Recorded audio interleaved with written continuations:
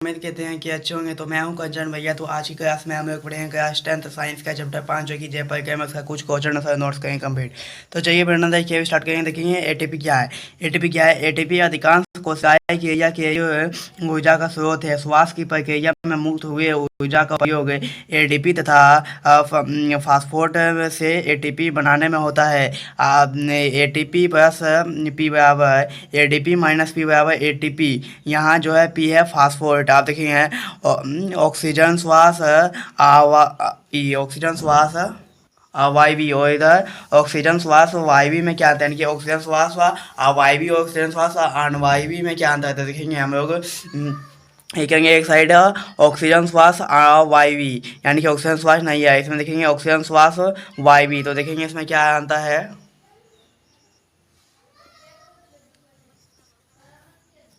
सबसे पहले point number एक देखेंगे ऑक्सीजन श्वास वायवी में। इस श्वास के लिए ऑक्सीजन आवश्यकता नहीं, यानी कि वायवी में श्वास के लिए ऑक्सीजन की आवश्यकता नहीं है। वायवी में इस श्वास के लिए ऑक्सीजन की आवश्यकता है। पॉइंट नंबर दो, ऑक्सीजन ऑक्सवास में कम ऊर्जा मुक्ति होती है और ऑक्सीश्वास में अधिक ऊर्जा मुक्त होती है। ऑक्सीजन O2 की अनुपस्थिति में श्वासीय पदार्थ का अनुपूर्ण ऑक्सीजन होता है। O2 की उपस्थिति में होता है श्वास पदार्थ का पूर्ण ऑक्सीजन होता है। कम ऊर्जा की प्राप्ति एटीपी होती है। इसमें देखेंगे अधिक ऊर्जा की प्राप्ति 36,38 एटीपी होती है। अंतिम अंतिम अंतिम उत्पाद कार्बनिक यौगिक जैसे जैसे एल्कोहल अंतिम उत्पाद के रूप में O2 वे जड़ होते हैं। उदाहरण निम्न पदार्थ बैक्टीरिया कवक में यह होता है। उदाहरण उच्चतर पदार्थ जीवों के ऑक्सीजन श्वास पाया जाता है। अब देखेंगे हम लोग श्वास और उच्च वस में क्या अंतर। भाई देखिए श्वास है, देखेंगे उच्च वही देखेंगे श्वास अर्थात श्वास के दौरान वृक्षीय गुहा होती है। पसेये से संगम पेशियाँ सिकुड़ती है। वृक्ष ऊपर और बाहर की ओर गिरती है गति करती है। गुहा में वायु का दाब कम हो जाता है और वायु फेफड़े में भर जाती है। आप देखेंगे इसमें ऑक्सीजन के दौरान वृक्षीय गुहा अपने मूल आकार में और वापस आ जाती है। पेशियों से हो जाती है। वृक्ष अपने स्थान पर वापस आ जाती है। गुहा में वायु का दाब बढ़ जाता है और वायु कार्बन डाइऑक्साइड फेफड़े से बाहर हो जाती है। अब देखेंगे हम लोग आगे क्वेश्चन क्या है। जलीय जंतु में अस्थायी जंतु की अपेक्षा श्वास दर अधिक तेज क्यों होती है? तो देखेंगे आंसर वायु में ऑक्सीजन की मात्रा जल में घुराए ऑक्सीजन की मात्रा से अधिक होती है। अतः ऑक्सीजन प्राप्त करने के लिए जलीय जंतुओं को तेज दर से श्वास लेना पड़ता है। यानी कि जो है वायु में ऑक्सीजन की मात्रा जल में गोया ऑक्सीजन की मात्रा अधिक होती है। यानी कि ये क्या कहा, जो वायु में ऑक्सीजन है उससे कम जो है वो पानी में ऑक्सीजन है। तो आप आगे देखेंगे आता ऑक्सीजन प्राप्त करने के लिए जलीय जंतुओं को तेज दर से श्वास लेना पड़ता है। यह जलीय जो जंतु है उसको ऑक्सीजन प्राप्त करने के लिए तेजी से श्वास लेना पड़ता है।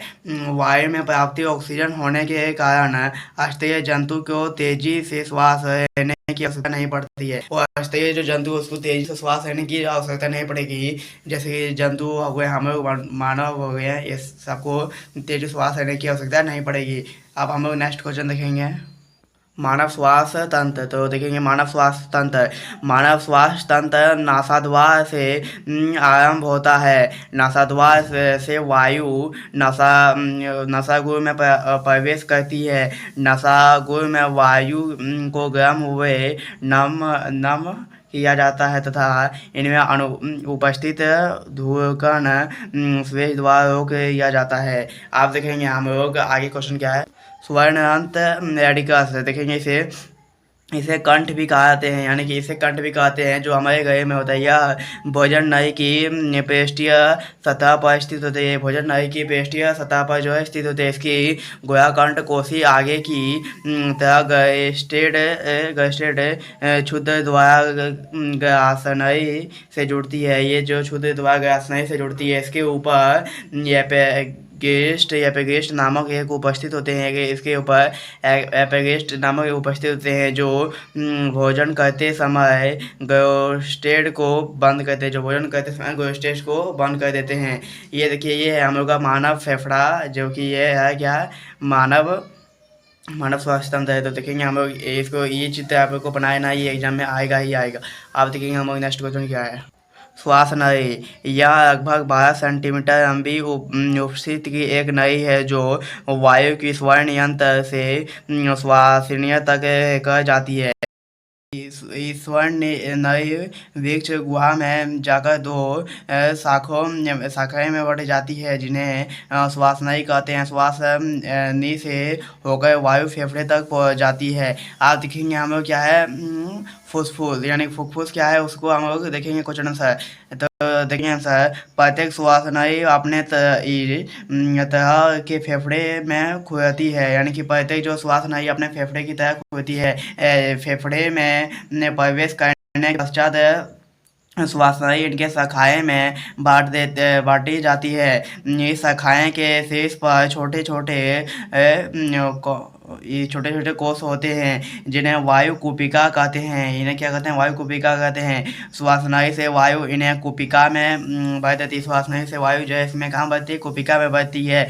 इस कूपिका की भित्ति आंतर्य पतली होती है। इस कूपिका की जो भित्ति आंतर्य पतली होती है, तथा कूपिका के चारों ओर रक्त कोशिका होती है। तथा कूपिका की चारों ओर रक्त कोशिका होती है। वायु का कूपिका की पतली भित्ति के द्वारा आदान प्रदान होता है।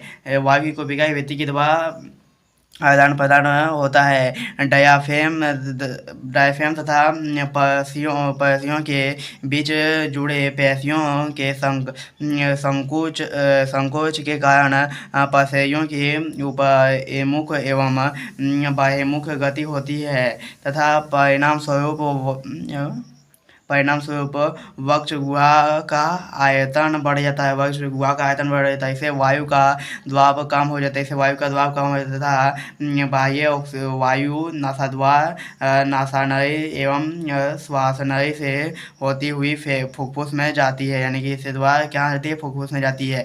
यह अंतर श्वास नली कहलाती है, कि यह जो अंतर श्वास नली कहलाती है। कूपिका में रक्त कोशिका गैसीय विनिमय करती है। कूपिका में जो है गैसीय विनिमय करती है। कार्बन डाइऑक्साइड युक्त वायु पेशीय अस्थैय के द्वारा श्वास के साथ बाहर छोड़ दिया जाता है, यानी कि कार्बन डाइऑक्साइड युक्त वायु पेशीय अस्थैय के द्वारा श्वास के साथ बाहर छोड़ दी जाती है। यह क्रिया निश्वास कहलाती है। क्रिया जो है क्या कहलाती है, निश्वास कहलाती है। अब हम नेक्स्ट क्वेश्चन देखेंगे। आंतरोपिक क्रिया क्या, कोशिका के अंदर तब इसी एटीपी का प्रयोग क्रियाओं के परिसंचरण में करते हैं। जल का उपयोग करने के बाद एटीपी में जब आंतरिक फेफड़े सहायक खंडित होती है, तो 20.5 kg मोल के तुलना ऊर्जा मोचित होती है। तो इसी के साथ जो है हम लोग का पार्ट 6 होता है कंप्लीट। अगर आप चैनल पर नए हैं तो चैनल को सब्सक्राइब कर दीजिएगा, अपने दोस्तों और क्लासमेट में शेयर कर दीजिएगा। अगर आप लोगों को कहीं दिक्कत है तो कमेंट बॉक्स में जरूर बताइएगा। मिलते हैं नेक्स्ट वीडियो में, तब तक जय हिंद, जय भारत, वंदे मातरम।